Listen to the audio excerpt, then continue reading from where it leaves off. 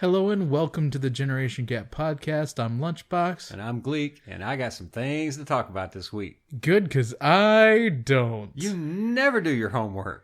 Well, I pretty much just spent my entire week reading Warcraft lore because I've had a major hard-on for the movie that's coming out. So. You could be like a fucking sage on that shit. Yeah, it is pretty much. It's gotten to that point of...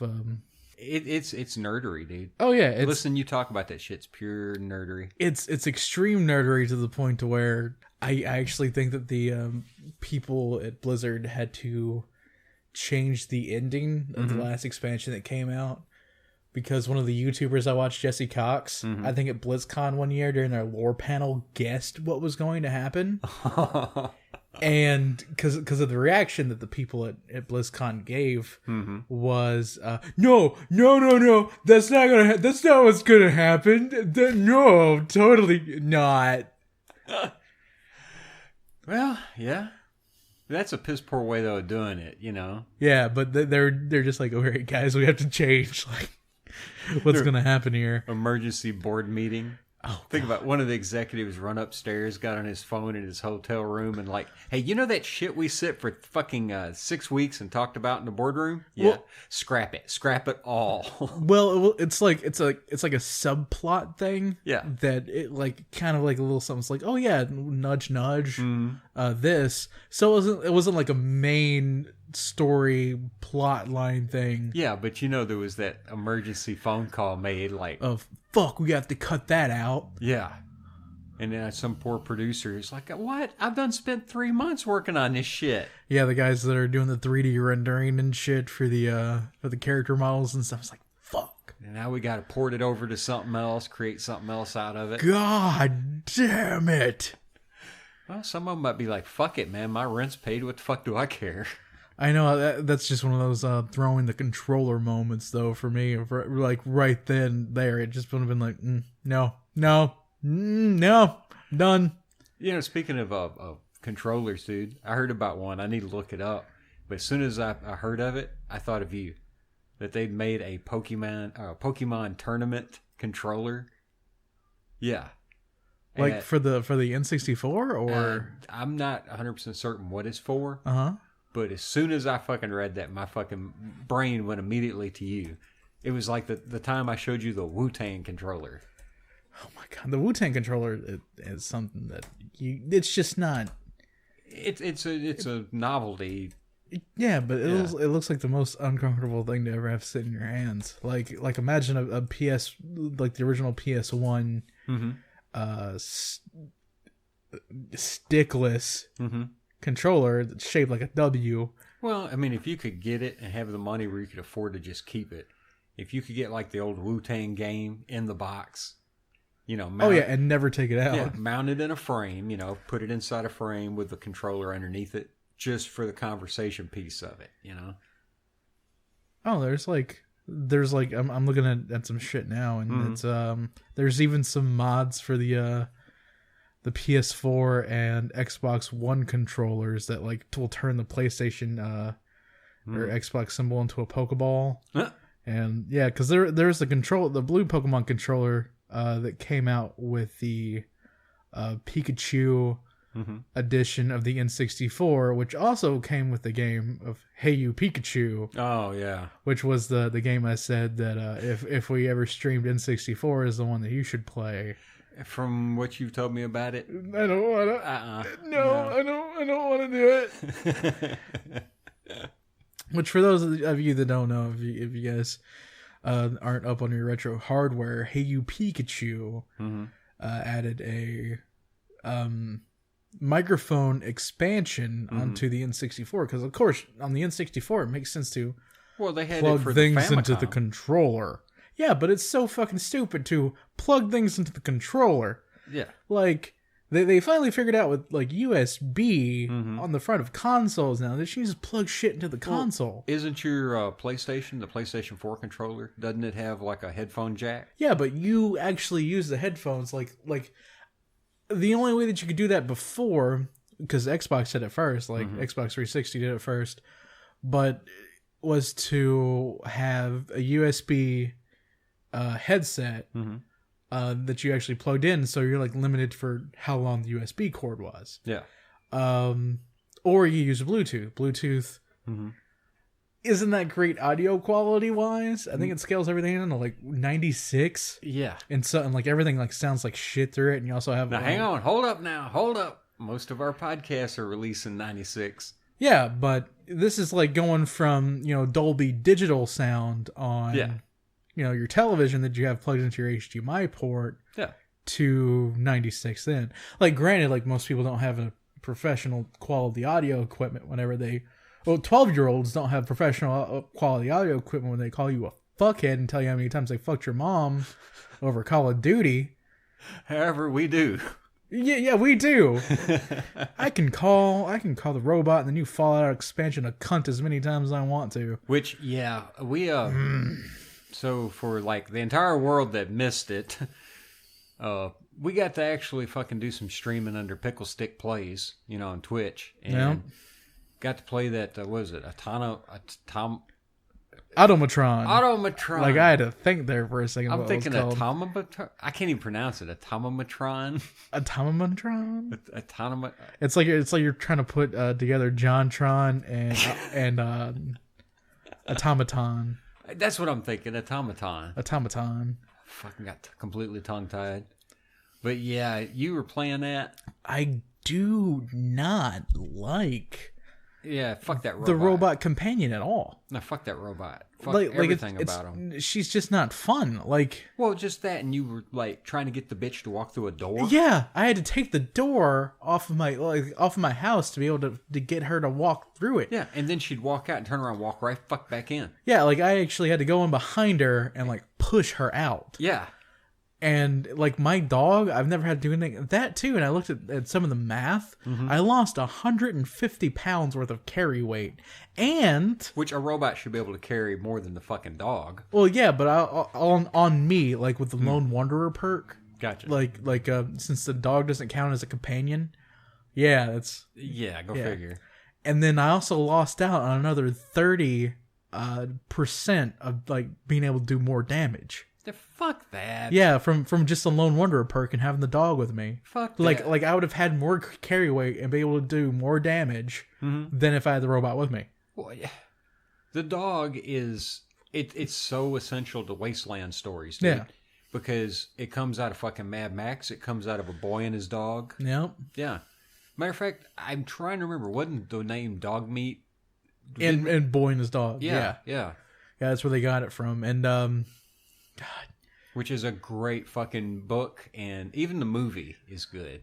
What I've seen of the movie has been really weird. I haven't watched it all the way through. It's just one of those things that's super strange. Yeah, it ends up, even in the book, he ends up like in a colony that's like, imagine if a bunch of fucking Mormons went underground into big vaults and lived there for like 100 years. So like, holy Fallout? Yeah, and they're like weird. They it's just bizarre, dude. When are Mormons not weird? Lol. Yeah.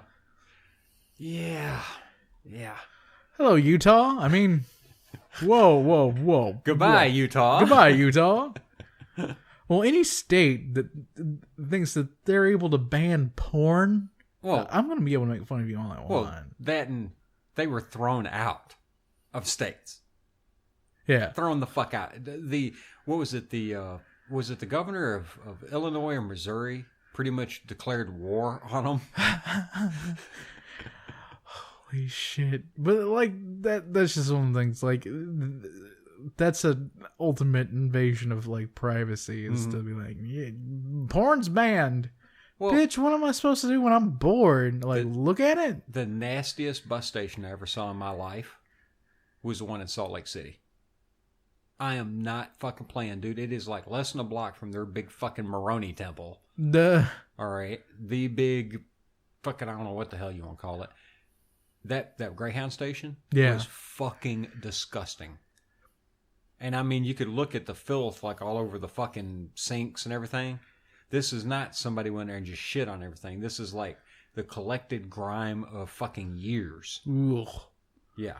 And I come back through it about 6 months later, and it was still funky as fuck. Now, yeah, this has been almost 10 years ago, but I've never forgotten that. And fuck this. We don't even need to be discussing this. This is going to get cut any damn way. Just fuck all that stupid shit. Oh, Lord. But yeah, like I said, Boy and His Dog's a really good story, man. If you get a chance to read it, watch the movie, it's worth your time. It's probably gonna be one of those things that I just watched the movie of. Well, I remember seeing it when I first saw it. I had read the book. All right. I was real big into sci-fi back in high school. Yeah. And I used to get these great big compendiums, and they were like the world, the year's best sci-fi in 1963. And then I'd read the next one, 1964, And this is like the Hugo Award winners and all the other stuff.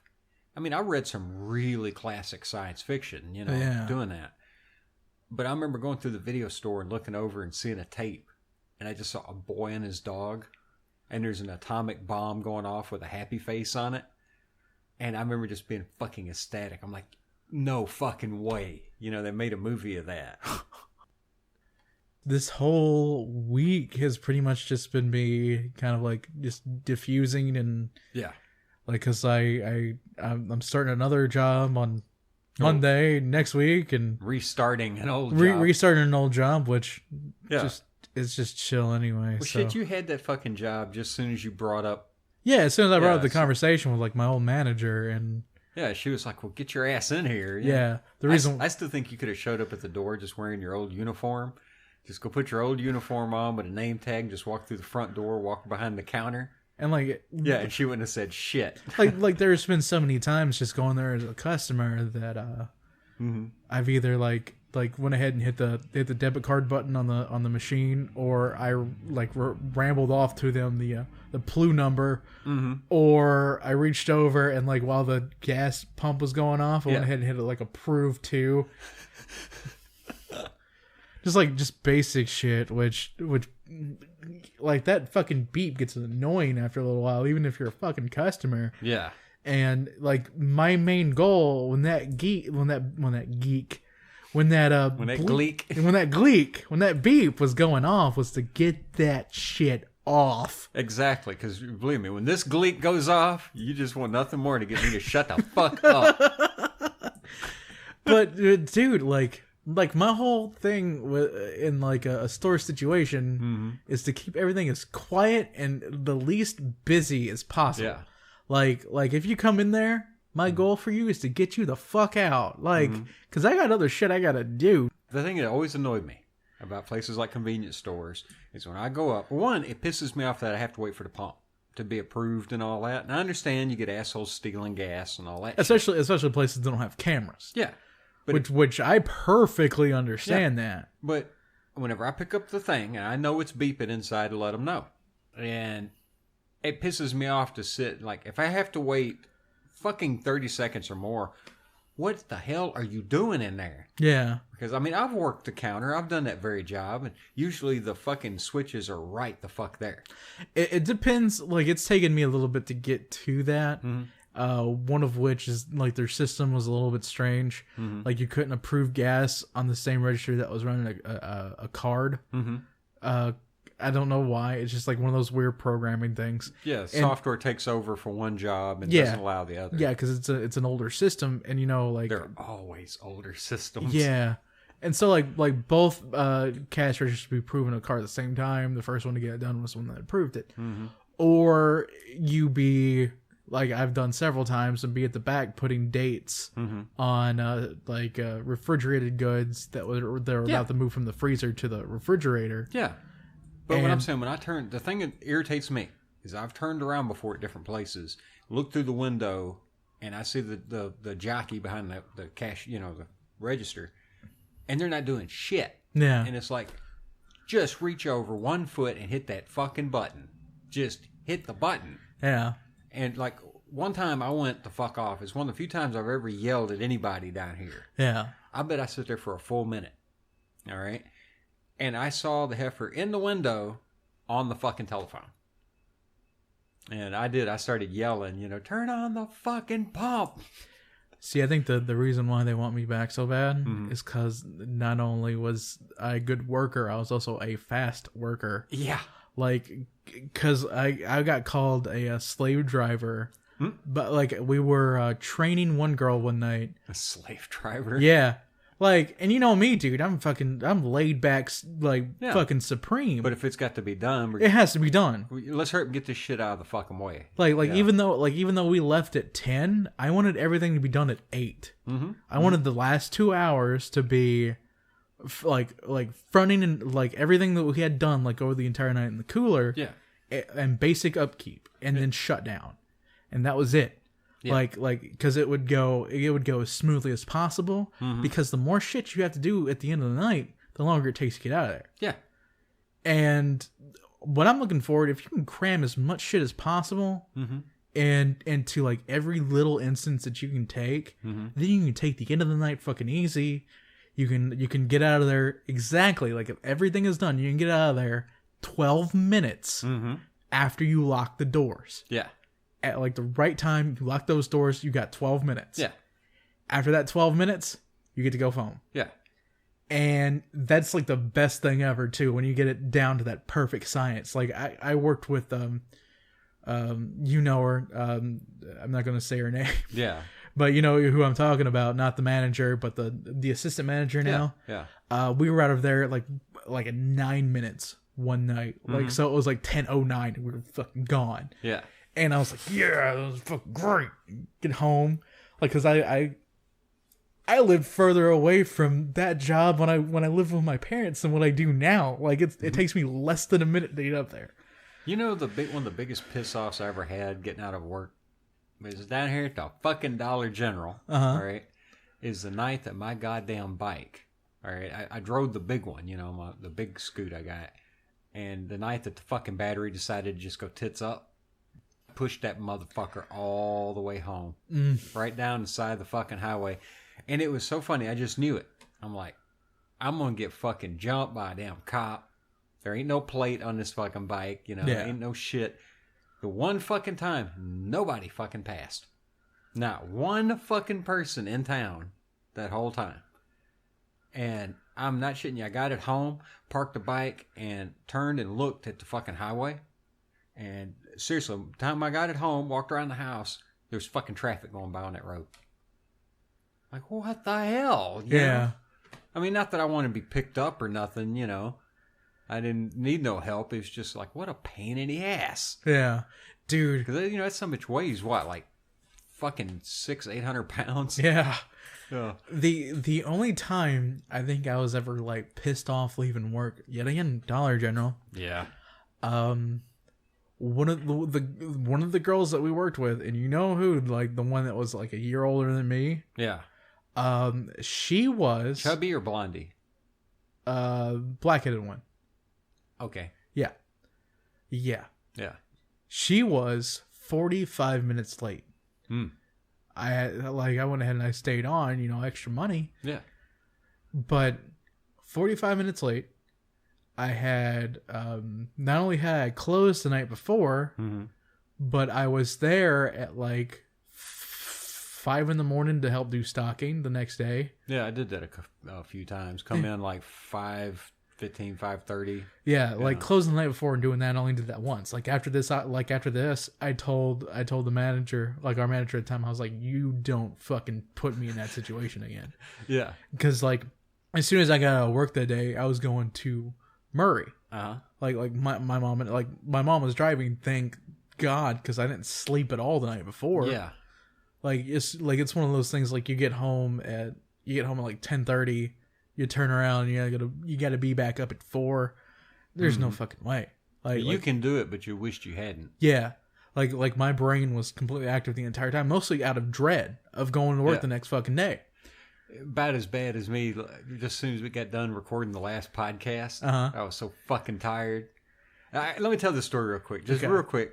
I was so fucking tired. I'm packing up my computer bag, getting ready to head to the house. And I looked down and the fucking straps flipped upside down. I was so fucking tired that I couldn't figure out why that fucking strap was upside down. And you had to come up and you're like, there's a fucking swivel on it, dummy. Yeah, like you brought it over next to me when I was like chilling in the chair, and I just looked over real quick and I flipped it around on one side. Yeah. And you're like, God damn it. Yeah, and I was like, that's it. I got to get home, get some fucking sleep. Like I told you, and you told me that you did, like nosedived into your pillow and just yeah, like... yeah. I'd been up for like literally 2 fucking days, just couldn't sleep the night before, and I went home and just fucking dude. The computer was on the bed next to me. I didn't take off shoes, nothing, just face plant right in the fucking bed. Bam, dude. I've done that so many times, just drunk. I felt drunk. Just drunk as a skunk, just wake up the next morning face down, had drooled, nothing but beer and liquor. Ugh. It's like you peel your face up off the pillow, like, oh God, what have I done? Ugh. Like everything smells just like of that smell, just beer. Ugh. But where was I? Oh yeah. Yeah. But yeah, she came in 45 minutes late. I was pissed. They always come late. Or they come too soon. Oh yeah, I've had that happen. And you don't come ever. Bullshit. Yeah. Bullshit. I'll tell you right now, my shit's on a hair fucking trigger. It don't bother me at all, man. Not me. Not me. No, the second or third one takes a while, but I'll admit right now, my fucking gun's ready and primed. You know what I mean? It gets a chance to fucking pop a cap, it's gone. It's yeah. Nope. Shit, I'm just real appreciative. I'm happy to be in that situation. Just on a side note, before well, I'm gonna finish up and say like when I left that place, that's back when I drove the S10. Yeah. I left tire marks on the thing because like I threw it in reverse. Yeah. Like without having to even touch the gas, like it will roll backward. Yeah. Whip the steering wheel around, like to where it would, like fucking point itself perfectly. S10s should not like they're especially the 89 that I had, body weight wise, they don't need a 4.3. Yeah, but your ass wanting to put a V8. Yeah, I want to put a V8. You're out in of your fucking mind. Before you deal with a V8, you need to put a fucking suspension package in. Yeah, that's what we're talking about. Traction bars and shit. And... But it should not have a 4.3. Yeah. There is no way in fuck it shouldn't have, like, factory, it should not have a 4.3. I threw it in a drive. Yeah. Stood on the goddamn gas. Like, this is when my muffler fell off. So it was loud as fuck. Yeah, you remember too, like, we couldn't hear each other, like, talking in my truck. Yeah. Punched the gas. Fucking left a black mark on, like, even like fishtailed a little bit, like as I was spinning forward. Oh yeah, because I was pissed, dude. There ain't no weight to that fucking truck. No, dude, I was so fucking mad, and the parking lot was full of people. Like when I was leaving too, because it was like the 1:30 lunchtime on a Friday afternoon. Yeah. Yep. Everyone heard that truck. Everyone heard it. I've been there. Middle of the day, Friday. Yeah. I tell you the one that's really the pain in the ass. It's not only is it like you said Friday, but it's in the beginning of the month, so it's like food stamp day. Oh my fucking god! And everyone's like so. At least with dealing, I'm not going to get into it. Yeah. What the fuck, man? I'm not going to get into that because that would just go down a whole bad road. Because there's one customer in particular that I want to talk about that I don't need to talk about. Yeah, we don't even need to get into that. We've bitched about that shit back in the past. Yeah. Speaking of back in the past, before you get into actually doing homework and research for the show. Yeah. I've been introducing more people to Angry Video Game Nerd, which I didn't know I had to do. Really? Yeah. I've been introducing more people to JonTron. And my new recent obsession, Video Game Donkey. Yeah, he's all right. Oh my god. Like we watched last night we watched him playing Mario Kart for like the Wii or something. And he's about to win a race on Rainbow Road, which showed him like 3 or 4 times before. He was not able to do it. Like he kept on falling off the map. He had gotten to the very end of it, and someone used a blue shell, which knocked him out, and like 6 people passed him. Yeah.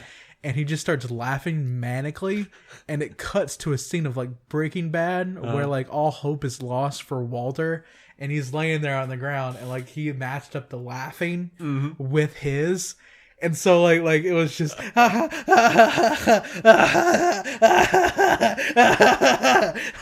and then like you hear boom. You look at me like I'm a pizza on the roof. The reason why I introduced these people to that is because Totalbiscuit on the last episode of the podcast they do with him, Jesse Cox, Dodger, and they had Ashens on it for this episode. Yeah, I love me some Ashens. He's a funny motherfucker, dude. And they like brought up like Ashens was plugging his movie, Quest for the Game Child. Yeah. And they started talking about James Rolfe's movie, about the Angry Video Game Nerd, the movie where he goes on to talk about and review E.T. For the Atari 2600. Yeah. And they jokingly said like, yeah, fuck that guy, like buy mine instead. And Totalbiscuit, a guy whose opinion I respect like majorly over anyone else in the games industry or games journalism, said that brush off the guy that we owe all of our entire careers to. Yeah. He's pretty much the guy that started that shit. Yeah, he was the one that paved the yellow brick road. Yeah. Like, PewDiePie should be paying fucking AVGN money. Well, what gets me is that he did it not to put on YouTube or any fucking thing back then. He did it fucking around, just something to show his friends. Yeah. And it was his friend Mike that said, hey, we're putting this on. And I can't remember if it was like before YouTube or... It might have been Screw Attack. Yeah. Or yeah, something like or it. Or game trailers or something. Yeah. Man, he is kind of the granddaddy of all that shit. Yeah, and it's he's had like legal troubles before with the irate gamer, and that never like fell through because AVGN shit came before his, and like there's a ton of lawsuits being tossed around in games journalism. One of which is Jim Sterling's criticism of I can't remember the name. Yeah, the game company. Yeah, but which Sterling should completely walk on it because he's pretty much gonna dance all over him. Yeah, like this games company, the guy that actually wrote the thing begging for the money from on PayPal on their website also was on Jim Sterling's podcast called The Podquisition. Great name. Yeah. Like 10 out of 10 name. Yeah. But he had him on as a guest, and like it's either 45 minutes to an hour of eventually what dissolves down into name calling. Jim Sterling, possibly one of the most like, he used to work for like, I do believe he used to work for Giant Bomb. I'm not completely sure. He used to work for The Escapist, and used to work for like a couple of like big trusted names. Like not your Kotaku, not your GameSpot horse shit. Yeah. Of just like Mountain Dews and Doritos ads. Yeah. Copy Paste Incorporated. Yeah. Like, here's the press release that's also our review. Yeah. No, Jim Sterling will tear apart like just games, things surrounding games, like Ubisoft calling everything in their franchise iconic, like everything in every one of their franchises.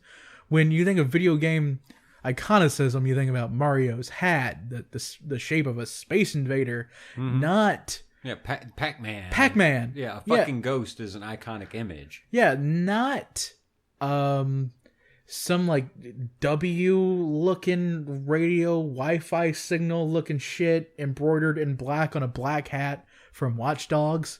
Yeah, well, like that's not iconic. Not an iconic pocket watch from the 38,000th Assassin's Creed main protagonist. Yeah, Sonic's shoes are iconic. Yeah.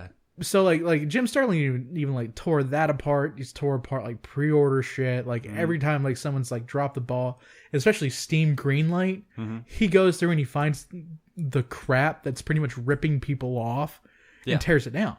That's where I heard about this story. It was Pat the NES Punk, him and Ian on their podcast talking about this. And they were talking about this company has a fucking habit of just producing absolute shit. You know, like just rip you off where. Fuck them. It's up to them to prove that he fucking libeled them. And, you know... Digital Homicide is the name of the company. Digital Homicide. Yeah. It's up to them to prove his guilt. And to prove that they're not fucking thieves.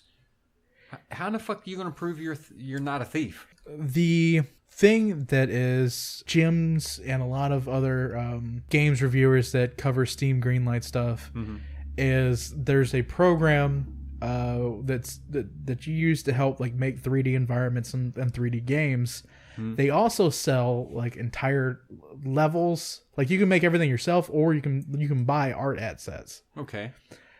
They would take the free stuff and recycle it in every single game. Yeah. Like they would just like continuously either make like either the same game over and over again, put a different name on it, slap a different background on it, maybe change some of the guns, add different sound effects, if sound effects at all. Yeah. And then go on Steam Greenlight, release this half-baked piece of garbage. Yeah. That like no one should have to pay money for, like it, and it would never get past the alpha or the beta stage. Yeah. But yet they would make money off of it, and they would never complete them. Yeah. That is like you're buying like there are people who have almost like there's some people who have been either almost sued or sued through Kickstarter for fraud. Oh yeah. One of which was a playing card maker who was going to make like these kind of like Art Nouveau kind of like playing cards where they're a little bit more grotesque, like the jack of clubs would have had a bloody sword because like stabbed somebody. Bicycle company or somebody stood up and was like, "What the hell?" Huh? Well, no, it wasn't that. It was the backers that had put up enough money to be able to get card packs. Never got their packs within the amount of time. And what happened is he kept posting photos of himself on Instagram, but never mentioned anything anymore. He was just like living it up, with all these people's money. Yeah. And like eventually the attorney general or the prosecutor general, whatever they call it, state level of Washington, had to start opening a case. And as soon as that happened, people started getting their playing cards. Yeah. Yeah. Yeah, he was essentially embezzling all this investor money. Yeah. Which, goddamn, you'd make more just producing a product. Yeah, like because then you have the you got happy customers, an established name, all that shit. It's like Cards Against Humanity. Yeah. Cards Against Humanity was a Kickstarter thing. Cards Against Humanity has gotten to be one of the most popular party games. Yeah. For young adults that I have ever fucking seen. Like before that, like what did we have? Like Uno? like honestly. Yeah. Like we had Uno plus beer. Which technically Uno can be played with regular cards if you have multiple decks. Yeah. Yeah. But we didn't have anything. Like we had like funny like little games like like Would You Rather, like shit like that. Yeah. I think Apples to Apples was another one of those things, but still not hugely popular like what Cards Against Humanity is. There's even been like some Skype calls where we've played fucking Cards Against Humanity. I mean, shit. But it launched itself, got itself off the ground, became a major name. This guy could have like started a company of where he made like all of these cards. Yeah. As like opposed to, it's like, because there are a lot of people that are just creepy. Yeah. That I want my Jack of Spades to have stabbed somebody. That's cool. Yeah. Yeah. But anyway. It's ridiculous too. I mean, I'm not surprised. I mean, I honestly ain't that somebody would take advantage of that shit. And anytime there's money, even a fucking drop of, they're like sharks in the water. As soon as a drop of blood hits somewhere, they just go into a fucking frenzy. But the thing about Digital Homicide is they've done it over and over and over again. And here I'm on their website, Digital Homicide Studios, or digitalhomicide.ninja, which they're they look like they have such a great lineup of games. But their taglines are games made with love. Yeah, love of your money. Like, you literally can't click on anything on this website. Shop our store. Let me see here. If it'll even go. Mm-hmm.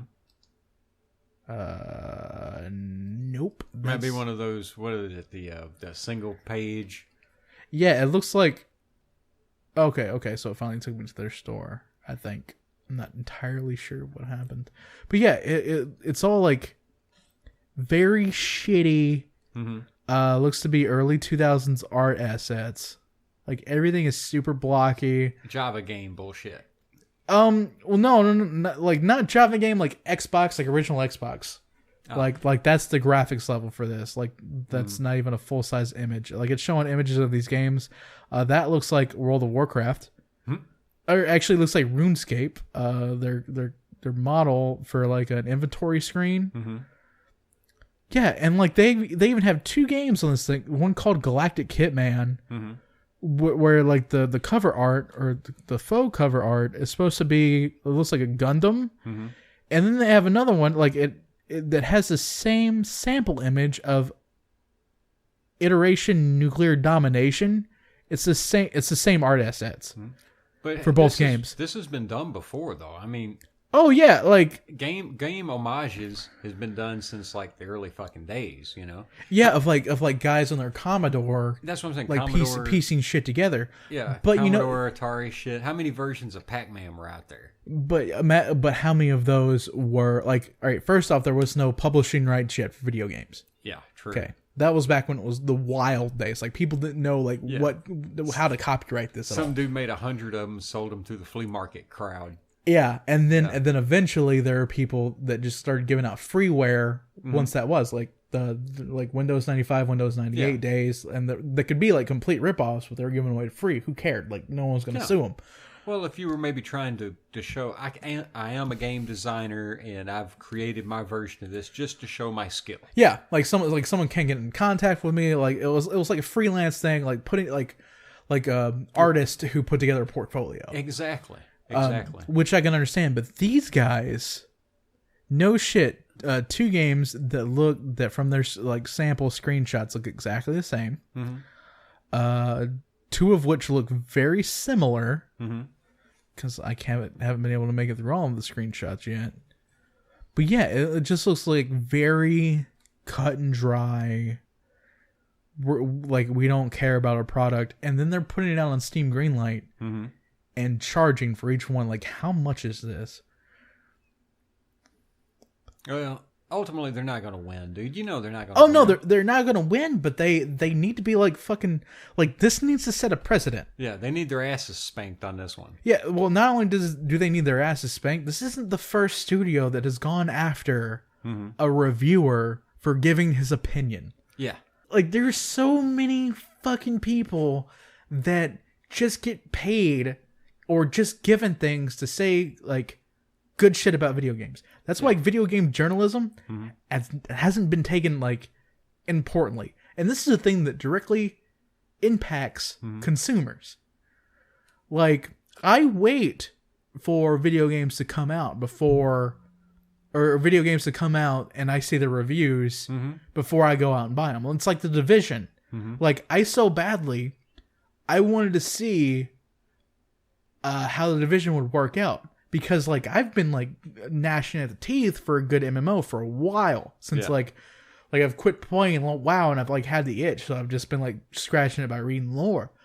But, like, I'm like, yes, it's a fucking MMO. It's in, like, kind of like a daring apocalyptic New York City in the snow. It's gunplay. You get loot drops and shit. Then the reviews come out. Yeah. Like Far Cry 4. I've seen some gameplay. Painfully mediocre. Yeah. And the thing about Ubisoft is they come out here offering yet like another fucking season pass, being like, just give us a year. Yeah. Give us a year. Like, there are people within the first like month that have already cleared all your content. There's nothing left for them to do. Yeah. And a year from now, they're not going to give a fuck. No, they're not going to come back to your game within a year. It's like with the Elder Scrolls. They're finally coming out with their first... The Elder Scrolls Online is finally coming out with their first expansion pack. Yeah.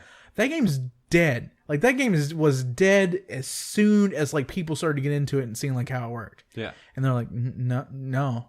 Because, like, everyone was expecting it to be a WoW killer. Like, that's the thing with every MMO, especially fantasy ones. They're like, what's going to kill WoW? Just like back in the day, it's like, what was going to kill Halo? Halo eventually, like killed itself. Like, it dried itself out. Dude, there's no way in fuck Blizzard Activision is going down. No. Not for a while. It's going to take producing something that's utter, complete shite. Which Activision doesn't have to worry. Activision not only has World of Warcraft under its belt, it also publishes Call of Duty as well. That's what I'm saying. Yeah. It's going to take a major, complete meltdown of the company. Yeah, like Blizzard doesn't put out crap. Yeah. Like, Blizzard has never put out crap. Yeah. Like people have like in the past have rode Blizzard's ass for taking too long to make video games. Yeah. But that's because they wanted to put out a good product. Yeah. I mean, look at the time span it took, like, in between StarCraft 1 and StarCraft 2. Mm-hmm. Well, like 15 years it felt like? It's like you're waiting for Duke Nukem. Yeah. And that came out, and that was crap. StarCraft 2 came out, and they're like, look, we want to do so much with this game. Mm-hmm. They made the, like the base game. They made another expansion for the Zerg storyline, an entire expansion for a storyline for a race. Mm-hmm. And then the Protoss, another entire expansion for an entire story for a race. Yeah. Like, they took their time. Like, there was a reason why StarCraft 2 took so long to come out. Yeah. Not like fly-by-night fucking developers that either one, like Assassin's Creed, come out with something every year, or two, like Digital Homicide puts out the same crap in a new shirt. Yeah. Yeah. Hey, look, it's just got a blue background this time. Look, we took our space shooting game, took out the guns, and added the worst rendered bear I've seen since Xbox. Some game companies, though, have been known to reuse the same game engine for other games. Oh, yeah. And there's no problem with that. Like game engine and art assets are two different things. Well, okay. I can see a company, though, if they said, look, man, we did some of our art in this game. Like, these trees, we're not going to make this look better. Look at these fucking trees. Like we can copy and paste this, which if they made it themselves, I have no problem with. Yeah, look at this fucking car. This car is perfect. We can use it in other games. Yeah. You know. But a lot of the time, like, they don't. Like with the best example I can think of this is X-Men. It was like an X-Men, the game that came out before a Marvel Ultimate Alliance. Mm-hmm. That inspired this. Both in the same system, both on the PlayStation 2. Mm-hmm. They really didn't use any of the art assets from the last X-Men game that they could have in the Marvel Ultimate Alliance game. Mm-hmm. Like they redid everything. Mm-hmm. But on the opposite of that, I was listening to like a kind of theory of would there ever be a World of Warcraft 2? Mm-hmm. And like one of the art designers said, and give up 9 years of art assets? Have you lost your goddamn mind? It's like you know how much shit we've created, and like what they do is they'll go through and they'll update the old ones. Yeah, like they'll take their time and they'll refresh everything. Everything will start to look good again. Yeah, but fuck me, dude. Like that's an entire game you have to do over again. That's no small feat. Yeah. On the other hand, there are some parts of WoW that looks like crap. Outland. Yeah. Yeah, well, my big argument's always been the armor looks like cartoon bullshit. And like, I've always had problems with the weapons and armor. That shit's over the top and just ridiculous. That's Warhammer fucking It's bullshit. High fantasy. Like you like more realistic you got to stuff. be high to fucking enjoy it. That's why. He was just saying, I wasn't a good one times. Well, but I've been pissed off over art, especially like, you know, it's all a ripoff of D&D. Mm-hmm. Art has always pissed me off in fantasy shit ever since old school D&D. Like that's Planescape and later. That's art styles it's fun that you say ripoff. I would like to say heavily inspired by an homage. Yeah. Yeah, well, bullshit. They fucking went in and stole that shit lock, stock, and barrel. They stole it like Disney stole fucking Treasure Planet from Spelljammer. Go compare Treasure Planet Yeah, but to fucking Spelljammer. Was there any lawsuits filed? No, but they should have. They should have sued the fuck out of Disney, dude. See, the thing about Chris Metzen and Blizzard and the World of Warcraft and like everything like that is they've pretty much like they have a deal with it was Gygax originally when they first put out the first Warcraft game. It was like, yeah, dude, I can use it. Like, because D&D is a very open game and anyone can write shit for it. Well, there was part of it too. I think TSR had no chance, or Wizard of the Coast when they bought it later.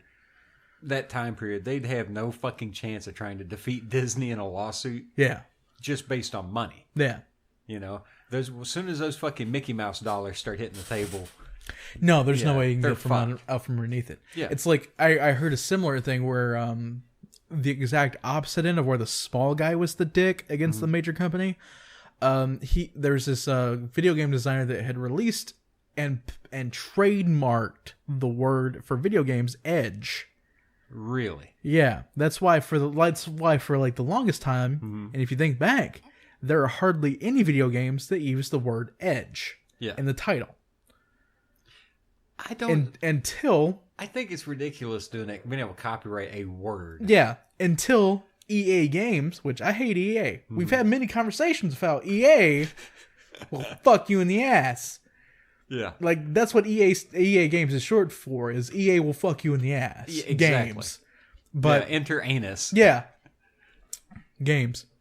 Challenge everything, especially your wallet.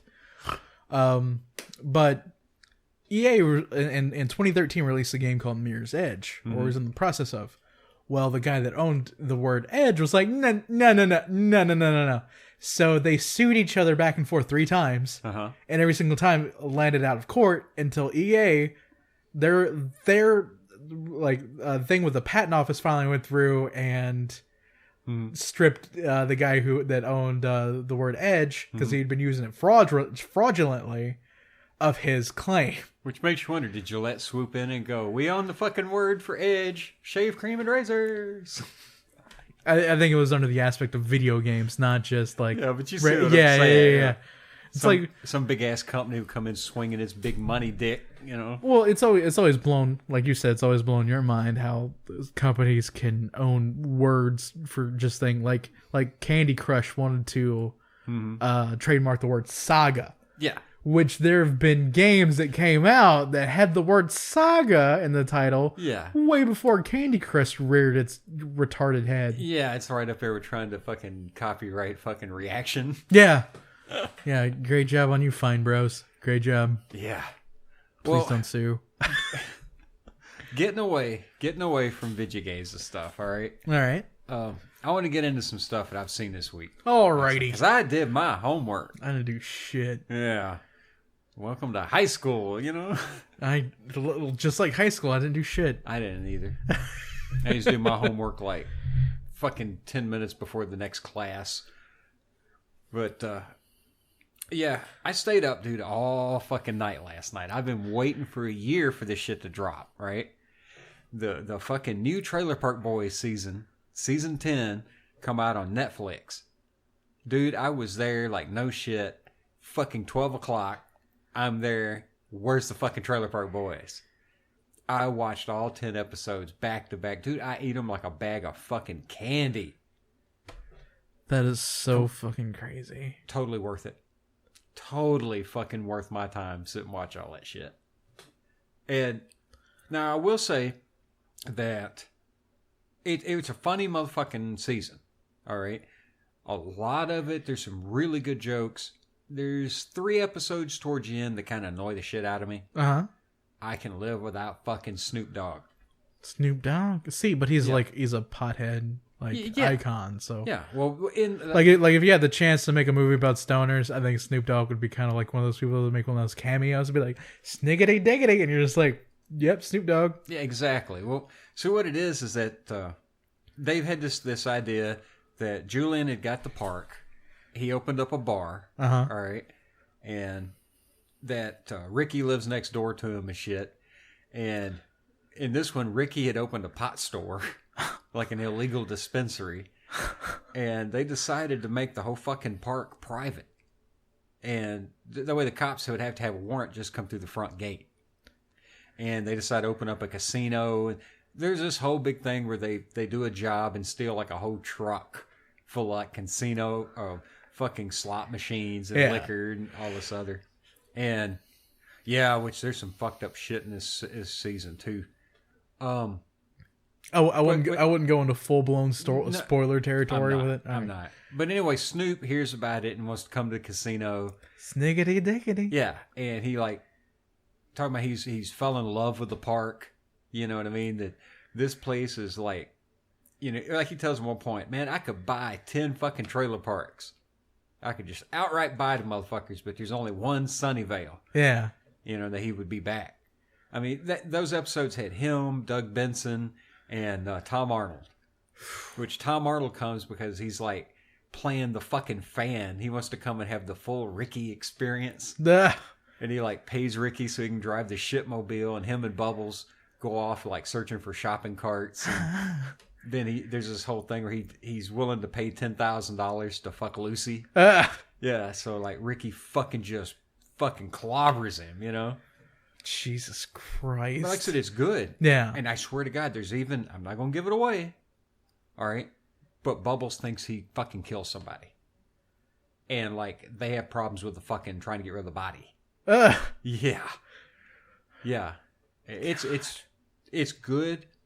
But so they've actually got money now to do like character development and gotten recognition enough to get. They've always done character development. Well, yeah, but like guest appearances and shit. Yeah, like Snoop Dogg probably ain't cheap for 3 episodes, even though he probably like sits on his couch at home, like waiting for Xbox Live to stop being a dick. Yeah, and just like sniggity diggity, you gonna watch me some Trailer Park Boys? Well, yeah, Blake gets out of his fucking mind. Well, I guess that just like I said, the whole idea. You know, it's a fucking Trailer Park Boys, dude. Yeah, and they're all about smoking weed and like Snoop Dogg is like Cheech and Chong for the younger generation, to be honest. Well, yeah, so is Trailer Park Boys. Well, yeah, but like once they get like, I think they're the modern Three Stooges, actually. I mean, also look at Canada, dude. You go back in time in Canada, you had what was back in the 80s? It was what did they call that? SNC, I think.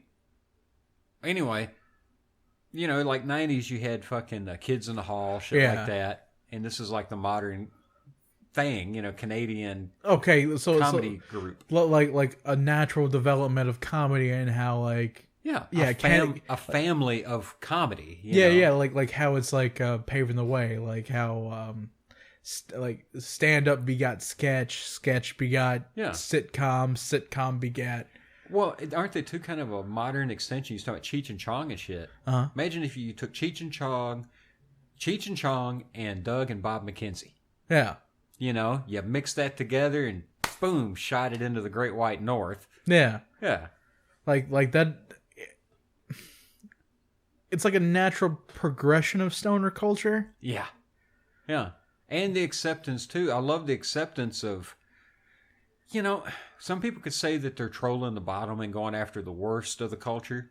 Yeah. But they're acknowledging, you know what? These people exist. Yeah. Poor people exist. Trailer park culture exists. It's like the subliminal, like Squidbillies does it way more subliminally than what the trailer park does. Squidbillies, I think are reverse psychology. But there are some things they add in there too that are just so like if you don't kind of know like certain things that you would never pick up on it. To me, Squidbillies, they're laughing. It's not so much laughing at Southern culture. They're laughing at your fucking stereotype of the Southern culture. Yeah. Yeah, but Squidbillies is funny as hell, boy. Woo! So is Trailer Park Boys. Yeah. Oh man, there's this scene, and to me it harks back to just the comedy of the earlier years. Fucking Ricky and Lucy, she's wanting to have a baby. Oh God. Yeah. So she's got, you know, Ricky's bitching. He's like... Ricky, the most prime of breeding stock, but go ahead. Exactly, yeah. Fuck. Yeah. Straight out of fucking Idiocracy Central Casting, you know? God damn. It's like, yeah, he broke my house, and in the middle of my balls. Yeah. Well, there was a scene. Well, okay, well, he does break his house. Yeah. So what happens is, all right, Ricky's bitching at first, about how that having to fuck on schedule, it just throws the fun out of it, and just fuck this, Which has been the plot for many sitcoms. Yeah, like Roseanne, I think may have been the first one to do it. Yeah, because I watched that episode the other day. But go ahead. Yeah, well, it shows him outside practicing with a hula hoop, trying to get his fucking hip action down. Fuck.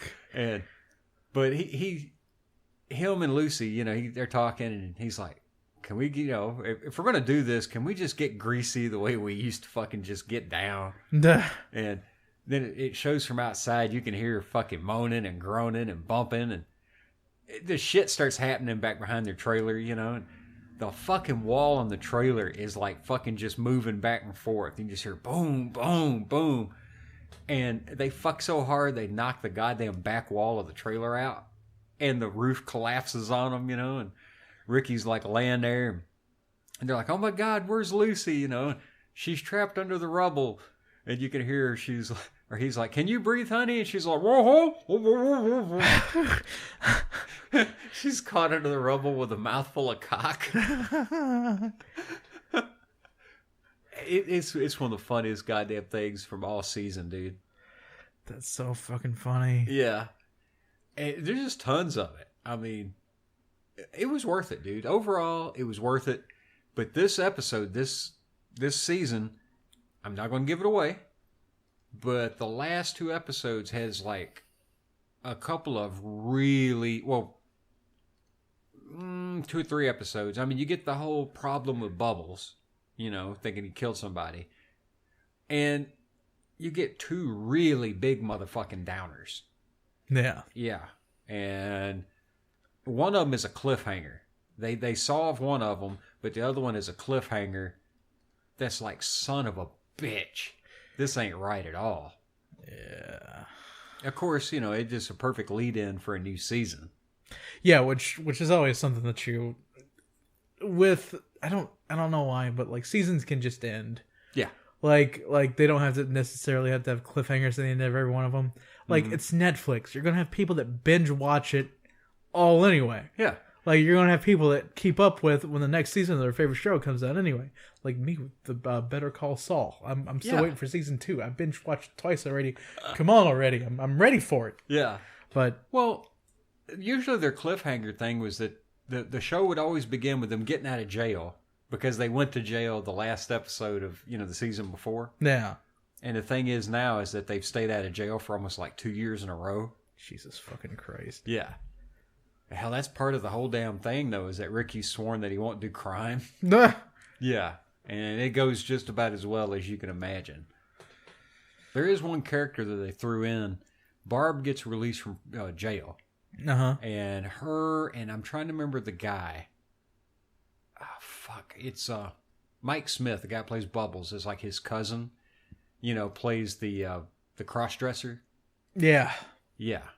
And Barb, that guy, cannot remember that character's name. And this fucking gigantic fat bitch. All right, it was supposed to be somebody they met in jail named Crystal.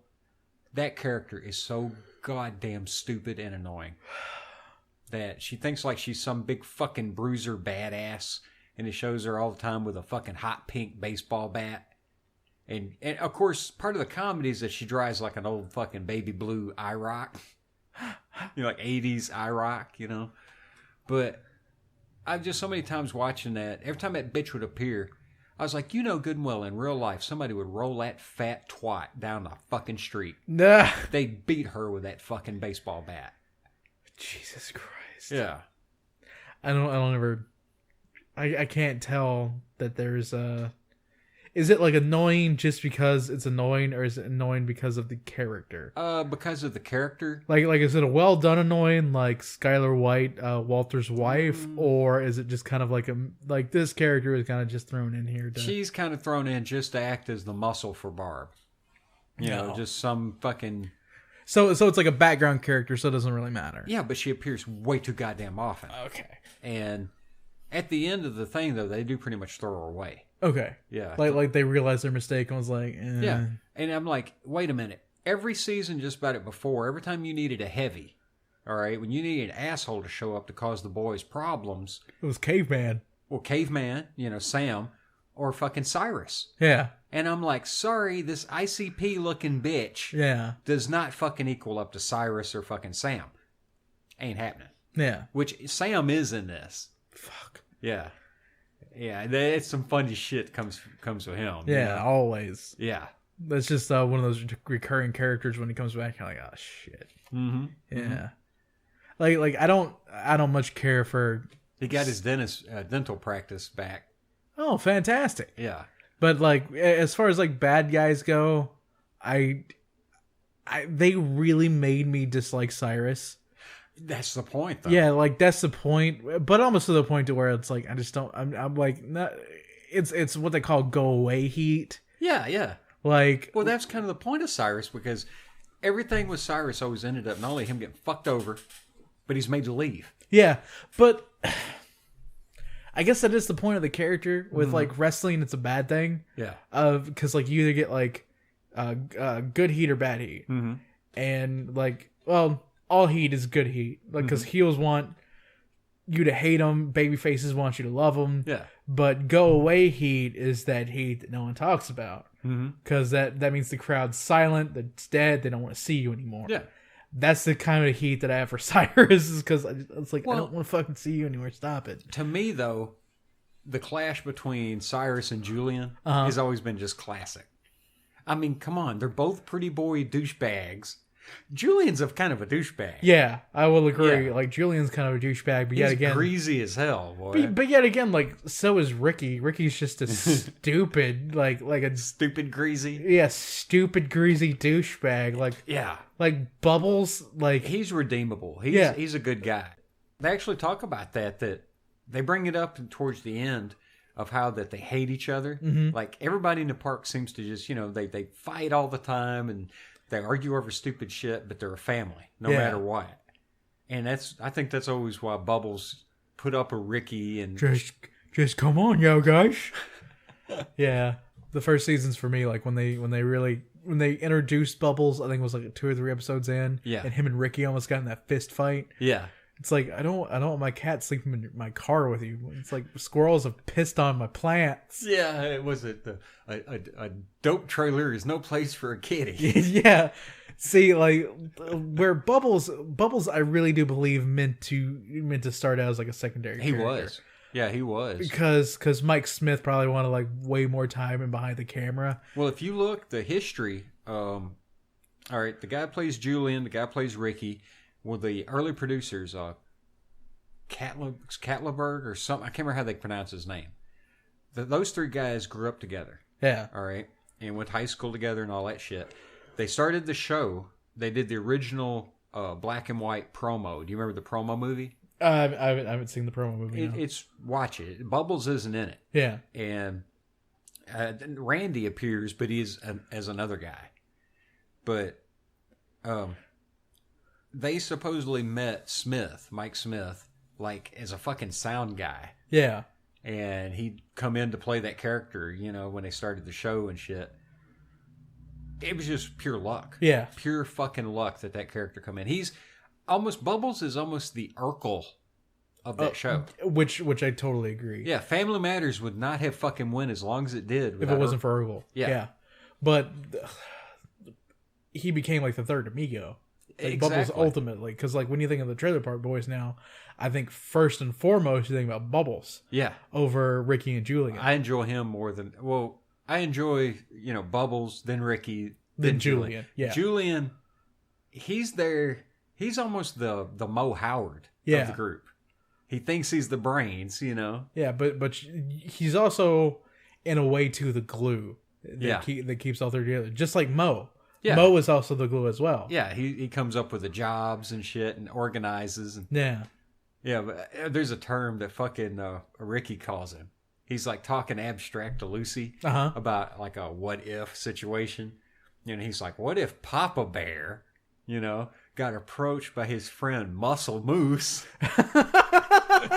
and then their friend the Owl come over, and and then he talks about Barb, you know, Uh-huh. and then like this beaver bitch shows up. Oh, that's great. Yeah, That's great. that needs to be animated, dude. You know, 10 out of 10. Papa Bear, Muscle Moose, and fucking the Owl. I can imagine some fan right now is doodling away, Yeah. making this fan art. Oh, I would if I could draw really well fast. I'd already have it drawn. But yeah, like I said, man, fuck it. It's worth watching. Yeah, It's worth 5 hours of your time to watch all that shit. which I'll probably watch it over the course of this week. So, because I didn't know it came out. Like I don't keep up with the news or anything. I've been waiting for a fucking year. Well, like I said, this week has been me reading lore because June 10th it's just gonna be. Oh wow! Talking about the WoW movie. Oh god, yeah. Because I watched. I'm not gonna get too deep into it, but I had seen the original trailer. I think when they first announced it, or they first released the trailer, and I kind of just put it in the back of my head. Yeah, I'm not interested totally in it. It's just I got fascinated by that fucking orc picking up that goddamn horse and clobbering dude with it. Dorotan's such a badass. I mean, that scene, wow, dude. Yeah. A motherfucker picks up a horse. Yeah. Yeah. I saw that scene again for the second time today. And I nerded out all over it, of course. Like, I just got nerd stains all in my pants. And, Yeah. But I watched the trailer for the second trailer today. And, like, I was going through and I was like, oh my god, they're going to have Arthas's great-great-grandfather right here, and they're gonna have Dorotan, of course, and they showed him riding down on the Griffin and fucking shit up at Black Rock Mountain, and just like I know Gleek's brain's like slowly turning off. No, it's trying to grasp at what the fuck you're talking about, but yeah, it's like when you get deep into specific battles that happened in D&D lore. Yeah. Like the battle of Zintel Keep versus Shadowdale. It's like, well, do you know when the horde swept into the fucking into the main Forgotten Realms and the King of Khmer had to help stop it?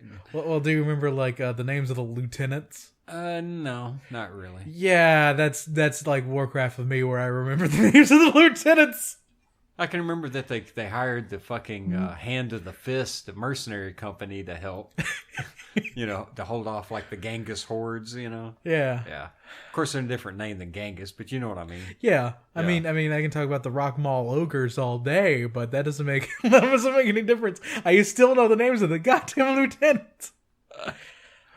Oh my god. Well, there was a time I probably could have told you that shit, because I remember I used to be able to name off like the fucking, the top wizards in Zintel Keep, and I could remember like no shit. All the fucking Lords of Waterdeep. Jesus Christ. Yeah. Yeah, I was into that shit back then, man. Yep. Speaking of films, something else I saw. I wasn't expecting too much from this movie, but I was interested just because of the name and all this. I watched 10 Cloverfield Lane. The one that's advertising campaign was very mysterious, a lot like the other Cloverfield movie. I think there could be a connection to the movie based on what happens in it. And I'm not going to be worried too much about spoilers, all right? Because fuck it, the movie's been out a while, I'd already got a few spoilers from places, about the story, but and it's funny that I'm mentioning it. You mentioned Roseanne. I said something about Tom Arnold. Well, John Goodman's in this, and he plays a really good character. This guy named Howard. He's like an ex-Navy guy who was involved in launching satellites and like surveillance and shit like that. And the idea they play him off like he got paranoid based on his time, his service, and spent years like building a fucking huge vault underground. Well, the movie starts with this woman, and it's some drama bullshit. Her and her boyfriend are arguing, and she's driving off in the car and all this kind of crap. And all of a sudden she has a car wreck. They don't really show what happens, just boom, the car wrecks, flips. she wakes up and she's chained up inside of a fucking fallout shelter. Duh. Yeah. And hooked to an IV. She's, her knees busted, you know, like fucked up, and she's handcuffed, shackled to something. Well, you find out, and I'm just going to kind of give a piece of it away. Eventually you find out that Howard, when he heard about this shit going down, and you hear it in the beginning of the movie, she's listening to the radio, and you hear things like power outages on the fucking eastern seaboard and all this. Like your typical beginning part of a survival movie. Yeah, it's low-key. You don't really notice it, but it's there. You find out that he was panicking and hauling ass home, and he accidentally clipped her. Duh. Yeah, that he talks about that he tried to pass her and he clipped her. And he felt bad that he caused that accident. He grabs her up, saved her life by bringing her to the shelter. Nah. Yeah. Well, there's another guy there named Emmett. And you find out that his arm's all fucked up, but he did it to himself trying to get into the shelter. Duh. He had helped Howard to build it. Yeah. And when the shit went down, he come to the shelter to ask, for assistance. Well, they play Howard as being like really fucking almost paranoid and real fucking hardcore. Like, I'm going to live through this shit. Yeah. Everybody else laughed at me. Well, haha, you don't build your fucking ark after it starts raining. And I'm going to be fucking honest. All right. Emmett's played off as like beta as fuck. And this girl, she's fucking useless as tits on a hog, dude. She doesn't believe anything she's being told. She fucking clocks one point, picks up a beer bottle. She steals Howard's keys. And now Howard was getting across, like, she was making a move on Emmett. And you can tell being manipulative, and he fucking calls her on it. Yeah. Goddamn near puts her against the wall and like leans forward like, I know what the fuck you're doing. I'm not going to have this shit. I'm captain of this fucking boat and it's going to go my way. It's my fucking shelter. Well, she steals his keys, clocks him in the head with like a fucking beer bottle. Jesus Christ. And there's poison gas outside. They don't know how much gas or how long it's there, that kind of thing. And this stupid bitch is just going to go and open the fucking airlock doors and everything and just run the fuck out. And Howard's screaming at her, do not open the fucking doors. You're going to contaminate the whole fucking shelter, you stupid cunt. Yeah. Well, she gets stopped by this woman who's trying to get the fuck in. So now this bitch realizes, hey, shit really is happening. Like for real, something's fucking happening. Oh, Emmett's done said he saw fucking large flashes in the distance. And, there's some kind of a war or something happening. Well, nothing doing her. I don't know what the fuck's up with this character. They play off a scene where did Howard kill his family? And like maybe he has a thing where it shows him being a little possessive. Like he doesn't want people to leave him. Yeah. And that they find an earring. She finds an earring that matches an earring that's supposed to be his daughter's, like in this picture. And she'd seen supposedly the word help written on this inside of the glass up near the surface, like from the inside. And puts two and two together that he had killed his daughter or something. His daughter and wife supposedly left him like 10 years before. But they never proved that, and I found it hard too. I'm like, now wait a minute. A guy like Howard is going to notice the fact that somebody has scratched the word help into his fucking window. You think, you know what I mean? Yeah. He's building a shelter. He's this fucking anal. He's going to notice that, and that wouldn't even been there 10 years down the road. Yeah.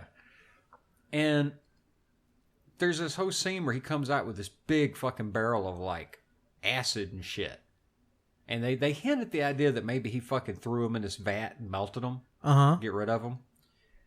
But he had suspected that the girl and Emmett, and I want to say her name's Melissa, but anyway, that the two of them are plotting against him somehow. And they are. Yeah. Because, and this is oh God, this is so fucking stupid, dude. It's like nobody knows how to fucking do anything. They don't know jack shit about any of this shit. They just write it. That she's making a fucking survival suit like a fucking chemical suit. A hazmat suit, pretty much? Yes. And that she's making it out of a shower curtain, duct tape, and pop bottles. A gas mask out of fucking pop bottles. Yeah. Yeah. You know, the logistics of this is fucking mind-boggling. And she's doing it in secret. Yeah. Well, he realizes some shit's going on. He's literally standing over top of this fucking barrel. All right? The barrel's open and they're getting ready to throw some shit in. And he brings up the fact, I know you two are up to something. What the fuck's going on? So the guy is going to be the fucking gallant knight, you know, for this girl who's manipulating him. And he tells Howard, I wanted her to respect me as much as she does you. So I was trying to come up with a way to make a weapon that I could get your gun. Take your gun from you. Howard doesn't fuck around. At that moment, Howard pulls his fucking pistol and shoots that motherfucker. Literally puts the barrel right against his forehead and kaboom. Just done. Yeah, Emmett's ass goes in the barrel. Yeah. And I there was no fucks given for me. No. This whole movie, I sympathized with Howard. Because he was the one, like, trying to help everyone survive. He did. He didn't have to open the doors to anybody.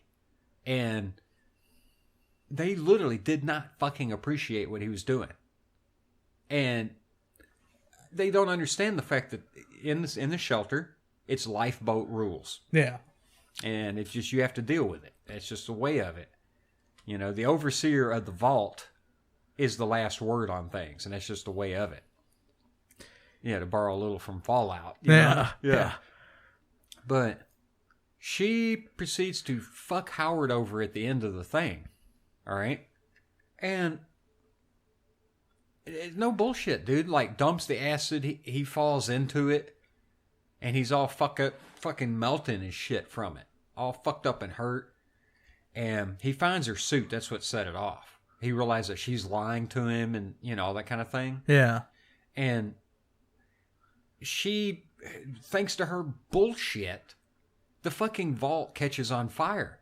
So not only is she escaping, and obvious, you have enough food and water for like 3 years in this fucking thing. All right? All she had to do was sit pretty and wait this shit out. Yeah. That's all she had to do. Yeah, he might be a nutter, but fuck it, wait it out. You know? No, she's got to fucking get the fuck out of here, kills him, blows his goddamn shelter up, gets out of it wearing her bullshit hazmat chemical suit. Just because, she used to design clothes. Because, you know, being able to fucking draw clothes on a piece of paper makes you automatically able to sew fucking hazmat suits, right? Yeah. And fights a goddamn biological alien spaceship. These are biological aliens. Like, the ship thing comes over and it's like organic robotics. Yeah, imagine if you grew your machines instead of building them. Like later on in the Voyager episodes with the Yeah, with that one race. Yeah, the one that came from the water dimension. Yeah. And she makes a fucking homemade goddamn Molotov cocktail out of fucking an alcohol and a rolled up newspaper and throws it in this thing's bunghole. I mean, literally, there's like a sphincter-looking mouth, which fits with a biological creature. You know, biological robot. But she throws it in there, and of course, you know, it explodes and kills the big bad monster. All right? This useless fucking... This cunt who's been useless for the whole fucking show suddenly becomes Warrior Woman or something. And as she's driving off with Emmett's car... All right, she's able to get Emmett's car that was left outside. She's driving off. She hears an emergency broadcast thing like over the radio. And this is another fuck up because Howard was scanning all bands and wasn't picking up anything. And she gets up on top and she's listening on an FM station, which is point to point. And she hears this broadcast, you know. And they're asking people, she's like in Louisiana near the border of Texas. Asking people to come to Houston that there's a resistance. And she hears that they're calling, we need medical assistance. We need people with military assistance, that kind of thing. There's a resistance group here in Houston. Come join us. All right? And it shows her turn the car on purpose and start driving towards Houston because she's now fucking Xena warrior princess. You know what I mean? Fucking goddamn useless during the whole fucking show. Kills Howard and all this bullshit. And you know what I think it comes down to? The character is so fucking useless that she has to go find another fucking group to sponge from. I'm serious, dude. But they play her off like she's the big bad hero or something. And the movie is fucking good, in its own right. But the last 10 minutes of that movie, you could just jettison it. I'd be fucking happy with it. I mean, just clip it right the fuck off. There's a certain point where she stands up on top of a car and sees the biological robot ship type thing. Yeah. And she says, "Are you kidding?" And that right there really should have been where the movie ended. Like where it proves to her that, yeah, this shit is real and you just really fucked up by destroying your shelter. Yeah. Yeah. That sounds like a terrible movie. Like honestly. Yeah. Like from my point of view, I don't know whether or not if I would have. I say watch it just for fucking John Goodman. Yeah, because he's a good actor. Yeah, I mean his performance and. I mean, come on. At one point, he's sitting and watching fucking 16 Candles. Or it was either 16 Candles or Pretty in Pink, one of the two of them. Watching 16 Candles would make me just want to watch a better movie if I was watching 16 Candles in another movie. I'm going to jump over his table and drop kick your ass. You really make me hate your ass right now. Yeah, but if I seen him watching fucking Molly Ringwald... In a John Goodman movie, I would have been like, dude, I really want to watch Breakfast Club. I don't know, dude. I like all of them. I like all of those. But she's never been in a single goddamn movie that I didn't ultimately hate her. Yeah, she's a bitch. In everything, including The Stand and, yeah. But yeah, like you were saying, John Goodman's a good actor. Watch the movie for John Goodman.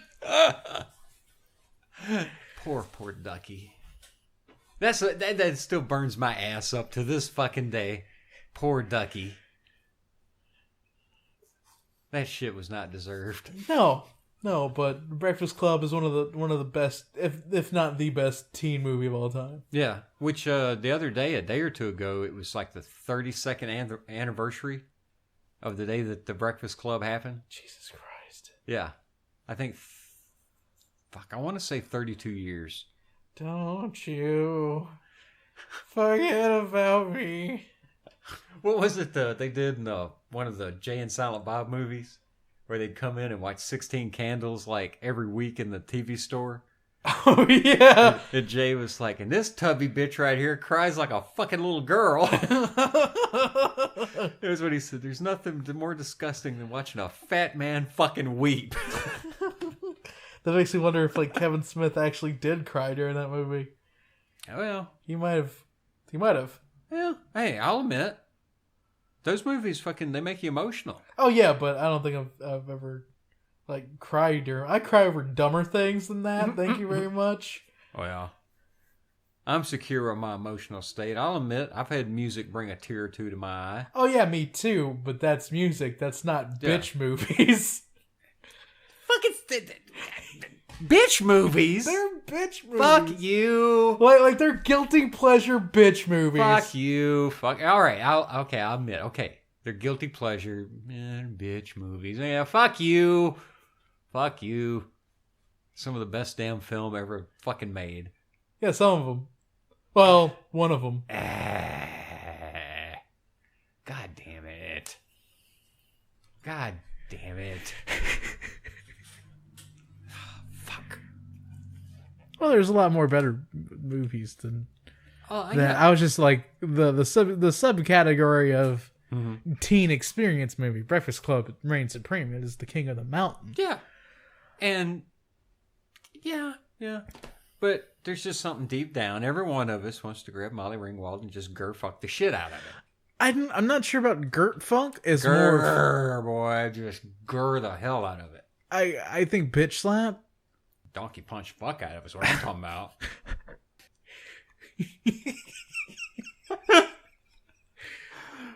Woo! Yeah. So, okay.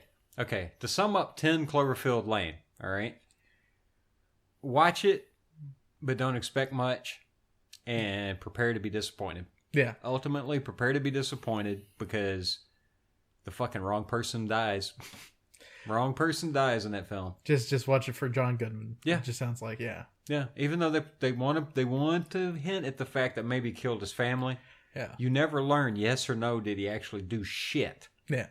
And I was cheering for him the whole time. Because he's the only one with any common fucking sense. Yeah, the only one with brains about him. Yeah. Which I can see. Yeah. Yep. But I think that does it for this episode. Mm-hmm. Well, this has been another fine Picklestick production of the Generation Gap podcast. I've been Lunchbox. And I'm Gleek. And we'll see you next time. 16 Candles fucking rock. Hey guys, Lunchbox here from the Generation Gap podcast. And before we start the show, I want to go ahead and let you guys know that you can follow us on Twitter at PicklestickPod, shoot us an email at picklestickproductions@gmail.com, visit our web zone, picklestick.com, and you can also find us on Stitcher and iTunes.